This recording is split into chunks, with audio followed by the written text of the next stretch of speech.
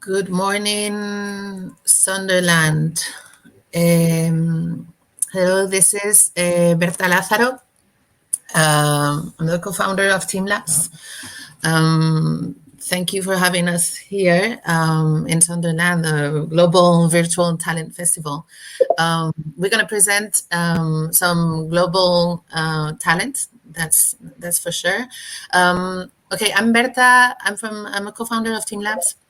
And Teamlabs, just a bit of explaining Teamlabs. Teamlabs is a learning lab, is a community of entrepreneurs that we international. We work creating projects and learning through our projects, and we really focus. Our mission is to go and make the world a radical learning lab to tackle the big fucking problems. Today we have here like two young entrepreneurs that have gone out in the world and are tackling big fucking problems, and they are based in Barcelona, working in Kenia, and really based in Australia, working in Australia, María. After 4 years of being in the LEINN degree, the leadership entrepreneurship degree that we have at Teamlabs, they're going out in the world, and right now they're creating their projects. I'm going to present Alba and María. They are strong and passionate women working definitely to do better in the world, and we're going to be with them for 30 minutes, no, chicas? And so maybe I really don't want to spend much time talking myself. Maybe we're going to go later for a bit of questions and comments for the people that are here in the chat. You can put the questions in the column of the platform. So thank you for being around also this early morning and to be listening to them. Okay, so who wanna go first? Maybe I don't wanna point at no one. Who wanna go first and talk about her project that is doing? I'll go for Maybe María. I can go? Okay, so then go María. María, you can go. Perdona, Alba. Okay. Okay. So, hi, my name is María. Thank you, Berta, for the introduction and for the opportunity. Well, talking a little bit for the project that I've been involved for, I think it's already been around 3 years, and following a little bit the wording that Berta was saying about challenge, focusing the big fucking problems. I'll say that the one I've been working on, and I'll hopefully be working on for a longer time, is identity. And when I talk about identity, I mean the right for identity and the right for exist. Is something that most of us, and I understand on everyone on the chat right now, will take for granted because we've grown up having a registration and a document that proves who we are. But nowadays there's 1.1 billion people, which means it's almost 1 out of 7 to 8 people in the world doesn't have a official proof of identity, which means that they are totally invisible to society and they are out of the game, which means no access to basic rights. So for the last 3 years, I've been trying to understand, first of all, how big this issue is and how does this really affect all these people that they are invisible towards society. And I've realized that identity, or the way I see it, at least for myself, it's an enabler to really open the doors to all the basic rights that I think that it's a basic level for that we should be aiming for as a society. So I started this journey to really trying to see how can I be an active person working on the field of identity and really creating solutions in order to bring all these people and give them the rights and opportunities that I had. And this journey started in India, in the learning journey we did. It was, I think, 2 years ago, 2 years and a half ago.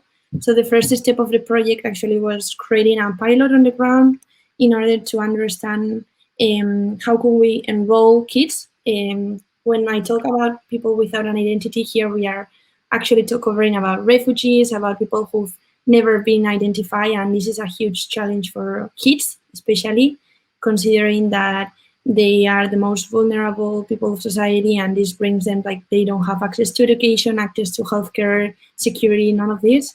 And India is is a country in the world with most unregistered kids. So there's 230 million kids in India without an official proof of identity. So what we did is we launched a project 2.5 years ago in order to try to facilitate the contact of some families that lived in slums so that they could be registered. We were on the ground for 10 months, trying to really understand how could we make that model more effective, but we realized that we weren't really creating a real impact there. So we kind of went back to Spain, and then we just shifted the project, and we saw how could we start to create like one of the main issues was how do we really make it sustainable. So we built a toy that it's called IAM, which is a toy that we were actually, the aim of the project was to fund the social initiative that we have started in India in order to make it more sustainable and to really make sure that we could be on the ground for a longer period of time. So we created IAM, we launched it to the market, which is like a real toy with the idea of awareing and educating a little bit of what identity means, and especially of using the funds that we will get out of selling the toy to register kids in developing countries. And I was working on that for the last 1.5 years. And then my third move, in order to continue developing myself in the field of identity and to see how can I keep, first learning in order to then see how can I add some value, it was coming to Australia to join a startup that is creating an identity solution. So one of the things that I was finding most challenging while working on this problem of identity was that I really didn't have any kind of technical background. And at the end, this is a technical solution, right? So the end purpose will be creating a tool, and then it's taking it to the affected places. So my actual situation right now is I'm working on a startup that we are building an app in order to identify individuals. Right now the goal is to launch it in Australia, but my ultimate goal will be taking it to developing countries when we have built it. So that's a little bit about myself and about my project. Now it goes to you, Alba. I think there's time later for more dialogue, right? But as an introduction. Okay. So thank you, Maria. I'm always amazed about how you speak and the amazing things you've done. So it's been super inspiring reconnecting with Ian and Saruk and everything that you've been doing the last years. So I'm here to talk about a little bit the problem of housing. So it's a completely different topic from the one that Maria has explained. So maybe I can start explaining my journey. I think I got involved with social entrepreneurship about 4 years ago. It was in 2016 when I started feeling that I needed to start providing some positive impact to the world, but I didn't know how that would look like. But then I found myself working in an education project here in Spain that was tackling the problem of the gap between high school and universities. So that project was called Zadig, and basically we were trying to empower youth from 16 to 18 years old in this process of decision making to their university degrees. So then after that, I worked there for 3 years. It was like a personal project, more a startup, something like side project. But then this willingness of keep providing positive impact brought me to different kind of developing countries. I went to India, and then I had the possibility to go to Kenya. And there in Kenya, I met an amazing team that identified that there was a housing problem in that country. So to give you some numbers, the 68% of population in Kenya suffers from poor housing. So this means that it's around like 35 million just in that country. So we saw that this was a big problem in terms just because housing is one human right, and housing not only involves the place to live, but also means life and quality standards, and then also like the possibility to improve your economic growth, and it's something that it goes more and not only about housing. So, but then on the other hand, as social entrepreneurs and being super creative, we identified that there was an opportunity in the coastal region of Kenya, that there was a production of 125,000 coconuts a year, and more than the half were being wasted. So this meant like this was an opportunity for us to see, okay, so we have a problem here that it's needed to be tackled, but then we also have a lot of product, or a lot of first raw materials that can provide a solution to that problem. So then we started to identify how we could build construction materials that were sustainable. So from one side, we were being like more sustainable in terms of the environment, but then also they were cheaper to provide safer housing in Kenya. So after like a lot of time trying to think and being creative, we came up with a solution that actually HOCO, this is the name of the project, HOCO, that comes from housing and coconut, is a project working towards sustainable, affordable housing.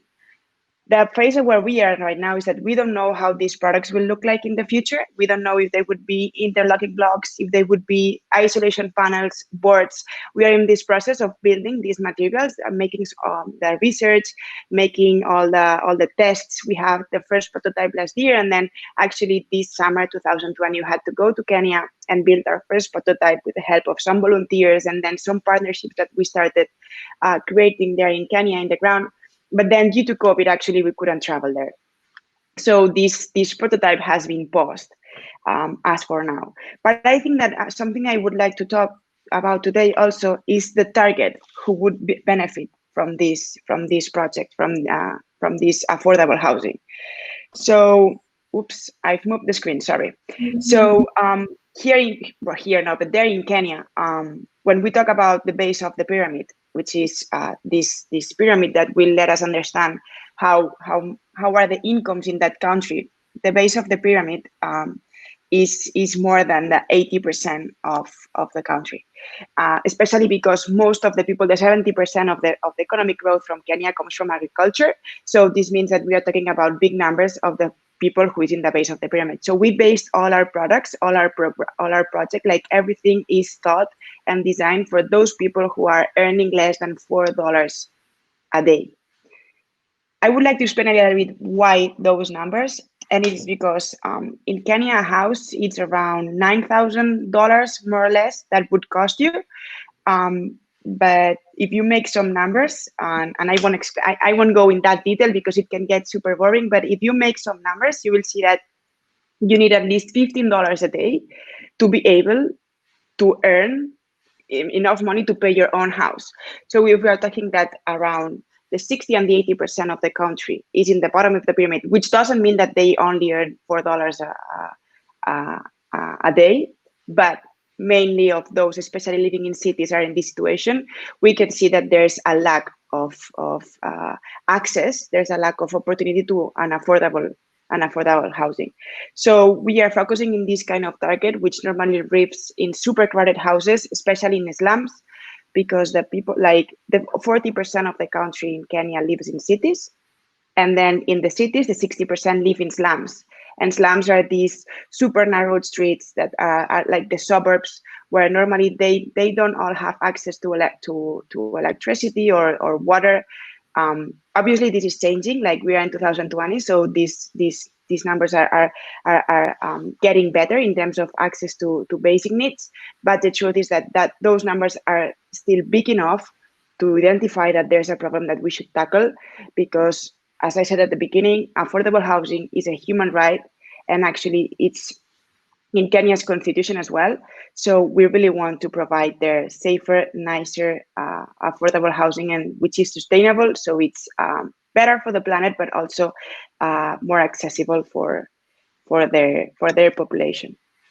So I talked about a lot of numbers. I tried then to explain how was my journey from identifying a need on social entrepreneurship until start making an impact in Kenya. Oh, thank you.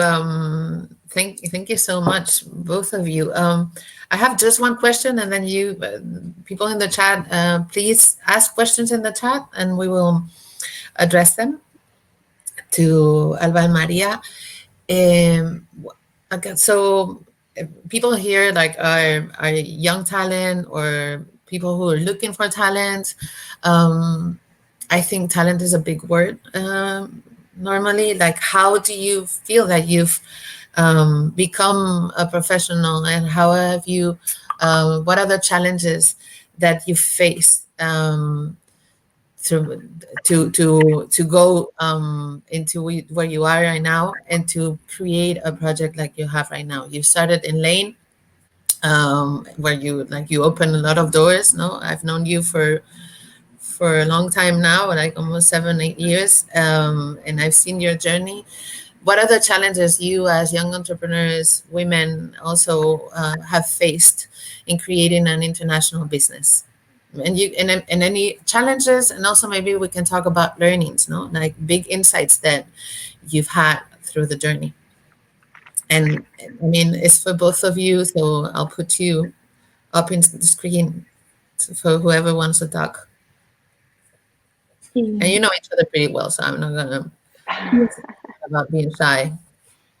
Yeah, so I can answer to that. For me, regarding like especially like in terms of whole talent, I wouldn't. I think there's first challenges you can face individually, more like, for example, for me right now, I totally changed out of my ground. I'm working on a tech startup. We are doing IT. I had no previous background of that, so it's been like a huge challenge because it was I had no previous skills, so it's been really having to update my profile and just doing things that I had never done before and learning by doing and making sure that I was like getting as many insights as possible in order to deliver my work. So it's but I really wanted to focus on the question regarding, like, for me, one of the biggest challenges when it comes to launching a social project, I think it's how do you, I think when we are targeting like huge problems such as the housing or identity, like it's not something that it will be solved like in a few years. Like, we are talking about real issues that I think they need to have like a real a long-term mindset, because if not, I feel like many times we are just creating projects that it's just a matter of patching the issue instead of like really understanding the depth of the issue and creating a problem that it's gonna really solve it. So I think it's challenging when we talk about startups because we are on a mode of everything is fast and everything has to deliver. It was due yesterday, and I think we definitely cannot solve worldwide problems with that mentality of it's right now, because we are very focused on the something that has to be delivered for tomorrow, and we are not being aware of the consequences of that. So I think for me as a social entrepreneur, one of the biggest challenges is how do you make sure that you are really targeting that long-term goal and that really making sure that you are creating a real impact, but also being able to sustain yourself in the present and really bring it to the ground to what am I doing today, right? So it's that continuous balance between the long-term project and the real impact that you will need to create, but also I need to create some incomes and some inputs in order to make this work. So I really like one thing that my boss said to me, and we need to earn the right to be there, right? So I think is that continuous balance between how do I make sure that I keep this going, but without losing that long-term view. So I think that's the biggest challenge I've faced personally. And what about you, Alba? So maybe like from my point of view, the challenge that I faced that maybe then became a learning is that I needed to learn super fast to be updated and take part of these important conversations. So with clients, possible partners, the team. So I would say that for me, it was, for example, I'm talking about housing. I never learned about housing. I never had this curiosity, inner curiosity to learn about building materials or about trying to understand that specific language, right? But then I had to, because otherwise I was missing the opportunity to understand the problem, to talk to actually like real possible clients or the target, to talk with partners. So I would say that the main challenge I faced was the lack of knowledge, maybe at the beginning when you start a project, but then it become a learning, the ability or the skill on learning how to learn fast, if that makes sense somehow. So I would say that this was super interesting. But then in terms of social entrepreneurship, and maybe I'm going to talk about something more technical, technical part, what something that has amazed me, impressed me, and then become learning is how many ways of funding a social business are. Because sometimes we believe that there are only crowdfundings or just donations, but actually when you start looking for this kind of funding systems, there are many, and then there's also a lot of people that will be willing to help you to make that money. So we are right now, that I'm talking about, because we are right now in this phase of trying to raise money, to raise some funds to start our prototype. And I'm not saying that it's super easy to raise money, because obviously it is not. But for example, right now we have a lot of fintech services or companies that can help a little bit on raising that money, or even like banks. They have these social, so there are social banks that actually will let you lend some money. So I think that I'm in this process right now of learning how to fund social projects. And I think that this is super important, because we've always had in Hoko the mind that our business has to be a sustainable business. It has to be sustained by itself, but at the beginning we will need money. And then maybe like the challenge that I think that, or the learning, I would go for a learning again. And I think that Maria, actually, you are leading by example here, is that as a social entrepreneur, you need to stay connected to your why rather than the kind of project or the what you are doing. And I think that Maria just showed us how committed is she with her purpose of tackling identity as a problem from different points of view and different perspectives. And I think that as a social entrepreneur, this is super important. Stay connected to your why. So if your why is providing safer housing, then you need to go with passion for that, no matter what's the final product or the final solution that you end up providing. I have one question for both of you in that sense. Like, how do you stay connected with the people that you're working for, like in both projects?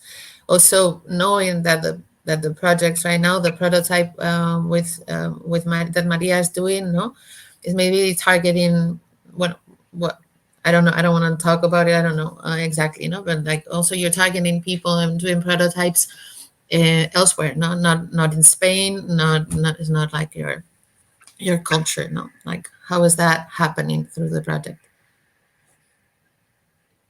Maybe I can go for that one, and then I will let Maria go for it. From my point of view, I think that having a team which is half Kenyan, half Spanish helps a lot. Because when we have weekly team meetings, and actually the fact of seeing them and talking to them, it feels like we are there. So on that sense, we have this, we keep the flame alive on the sense that it's not being there, but as right now, if all this pandemic wouldn't happen, we would be there right now, right? So I think that this passion that we have for tackling a big problem and the massive impact that can have keeps us alive, on the sense that we are still connected with part of the team who is connected with the final target. So obviously I'm missing a lot the fact of touching and being with people as a whole, but especially with our target, because when we were in Kenya, we had the opportunity to visit these people, to talk to them, to ask some questions. So it was really easy to stay alive, having the connection there. But now we have we just have our team to do so. And I think that doing things with passion and being passionate about it, it's helping a lot. Because when you don't have when you don't have the possibility to move forward something, passion still, if it's still there, it will help you to move it forward. So yes, I would say my team's helping a lot there. What about you, Maria? Yeah, in my case, I think you just touched the question I'm struggling more with right now, because I feel it's I'm finding it extremely hard to connect with that piece of work, because I think that's linked to what I was saying before, that I think that's one of the biggest challenges, right? So for me, my biggest learning in India, it was that in order to really create a solution that was creating a real impact, we needed to step out a little bit of the being on the ground, to really see it with more perspective, and to really go there with something that it's adding a real value. And I think for me right now, I'm on the learning curve in order to gain the set of skills that will allow me to go back to the ground. But meantime, I feel that I'm extremely far from the real issue. So how to stay connected? I feel it's like telling myself that this has sense, and that I'm really trying to be connected to maybe organizations that are working on the ground, and really making sure that I keep updating myself of what's happening on the ground, so that I'm and also understanding that, as I was saying, I think this is a long process, and I cannot try to achieve it in a few, in 1 or 2 years, right? So I think it's understanding that it'll take time, and I need to be, it's a process. So, but yeah, it's hard to be connected to that. So yeah, I think you made the point there, Berta. So there's Amelia. Amelia's launching a question. Sarah also, but Sarah is asking you, like, has it been difficult to launch and start being an entrepreneur? Some tips to give. But maybe, Sarah, we're going to leave that for the end. We still have 5 minutes to go. And Emilia's launching, sending a question about, more specifically about the project, and how have you approached public organizations to scale these initiatives? And are you also considering to involve local NGOs? And maybe, like, because Alba was talking about this before, no? Yeah, maybe I can go for that. So in Kenya specifically, whenever we want to make the next, it's super. The government's always there, because you need them for permission. You need them because they have some plan that you can benefit from. They have, for example, you can say public money for that. So the government is always there, but it's really hard from my point of view, at least, to get those relationships with the government, because we speak different languages. Even though English is one of the main languages in Kenya, but we speak different languages. We have different cultural backgrounds, but hopefully, since we have half of the team is Kenyan, it's being easier than it would be if we were all Spanish. So we are now approaching county governments rather than the big national government, because they normally have the power to decide what is happening in their regions. So we are approaching county governments in Kenya. And then when talking about NGOs, we are lucky on the sense that the headquarters of UN Habitat are in Nairobi. So this puts us in a position of having quick access, or relative easy access, to the organization from the UN who's approaching housing. So on that sense, we have been talking in conversations with UN Habitat, Acumen Fund, and other organizations who are approaching or are working towards housing there in Kenya. Obviously, when we want to grow, or we want to increase our impact, we will need to start looking for other elements, other institutions, and even governments from other countries that will allow us. And then something that it's interesting, I guess, from our point of view, is that we are trying to approach right now public schools and universities, public universities, that can help us to make all the scientific research behind that and leave all that intel in the country, rather than doing those research here in Europe and then bringing them there, which from our point of view wouldn't make any sense. Okay, Thank you, Alba. I'm gonna ask Paula Aguado. Hello, Paula.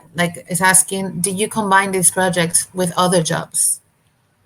In my case, right now I'm on a full-time job with this startup, and what I have a little bit as a side project that it's the toy that I was mentioning. So yeah, now that will be like my side project, but I'm full-time with this startup right now. That's my case. Not my case. So I co-founded a company in December last year that it's working towards it's an online learning platform to work on career exploration and empower people to explore their careers. And in the meanwhile, I work in Hoko. I wish that one day that could be my full-time job and go to Kenya and start working from on site on the ground, but not now. I'm combining both projects. One is more extra project. Maybe what are the challenges that we have? We're gonna go for 5 minutes more, right? For everybody. So only 5 minutes. Maybe what are the challenges there, to combining, or as Maria saying, putting aside a little bit, for some time, projects that are also meaningful for you? From my point of view, I would say that the biggest challenge is time management, especially when it comes to time zones. So now in Kenya during summertime, there's just 1 hour different, but then when it's winter time, we have 2 hours difference. So it wouldn't be that much, but it is. So time management and communication channels are the biggest issue because you don't have all the time to focus on that. But luckily, since we are super passionate about it, we always find the time to meet and keep and make things happen and keep going. But I would say time management from my side. Yeah, I agree. Like for me, I've been struggling to find time, for example, for the toy, especially because this new work that I was doing, it had required me to be fully engaged until I'm in a point that I'm a little bit more comfortable, and so I can actually fully focus into things. So I will say it's a matter of making sure you have your priorities clear, and you won't always be at this point. For example, I have decided to put it a little bit to aside until I'm on track, because if not, it was just too much and it was too much to handle. So I think it's a matter of finding the right timing and making sure that you effectively use the time you have, which is limited. Yeah. So maybe last piece of advice that Sarah was asking, it has been difficult. You've said so. You are, and you define yourself as a social entrepreneurs. I'm really happy for that after all these years. And can you give us some tips? Can you leave the stage today, giving some tips to others on how to start, or how to launch, or how to become? Do you want to go first, Alba? Yes, sure. So, Pardon, I thought.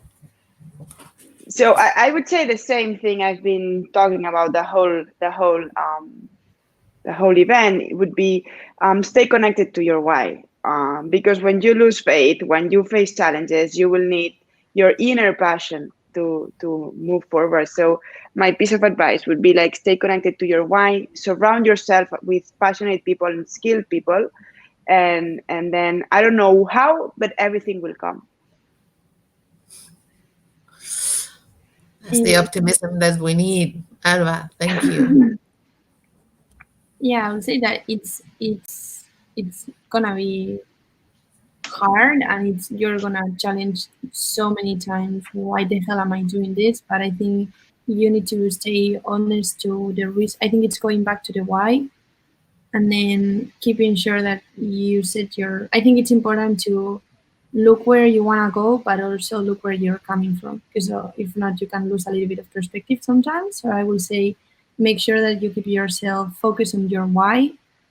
You are gonna put so many hours, and sometimes just make sure that you look back to what you've achieved, so that you also encourage yourself a little bit. But hard work, I think that's the only thing. Yeah. Yes, but and celebrate. Celebrate. I think that one's really important. We haven't talked about celebration, but like celebrating is super important as well. Little success, one step at a time, but celebrate. That's a good point. Okay, thank you so much. Thank you for the audience to be there, like for having breakfast with us. Thank you, Alba. Thank you, Maria. It's like amazing to see you become this professional women out there leading social change, and it's super important for us in that mission to tackle the big fucking problem that there's Leinners out there like really tackling and being passionate about a big fucking problem. Like, congratulations for like having found them. Like, I think it's not easy also like to be committed that in that age neither, no? Like, it feels that everybody's scattered, everybody's like, so thank you for joining that mission, and knowing that everything is so uncertain right now. Like, we need like strong women and like you doing so. So thank you so much. Thank you, everybody. We'll see you around. We will tweet and you'll have like also Maria and Alba's social media to reach them. Okay. Yes, Pablo, you will have the link for the video soon. Thank you so much. Yeah, thank you for listening. Bye-bye to everybody in the world. Un beso, everybody. Bye. Thank you. Thank you. Goodbye. Adiós a todos.